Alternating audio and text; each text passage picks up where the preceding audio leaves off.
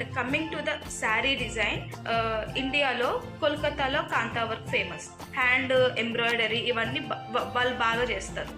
And second, రాజస్థాన్లో బ్యాగ్రూ work అనేది మట్టితోని చేస్తారన్నమాట. ఎర్రటి ఎండలో ఎంత ఎక్కువ ఎండ ఉంటే శారీ వర్క్ అనేది ఆ ప్రాసెస్కి అంత ఈజీ అవుతుంది.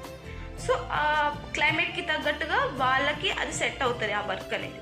ఇప్పుడు మన పోచంపల్లికి అనుకోండి, వీవింగ్ టెక్నిక్ ఉంది మనకి. పోచంపల్లి వీవింగ్ టెక్నిక్ చాలా ఫేమస్ అది. అండ్ మీరు తమిళనాడులో చూసుకుంటే కొర్వాయి టెక్నిక్తోని బార్డర్స్ స్టిచ్ చేస్తారు శారీకి. సో ఆ టెక్నిక్ వాళ్ళకి ఫేమస్.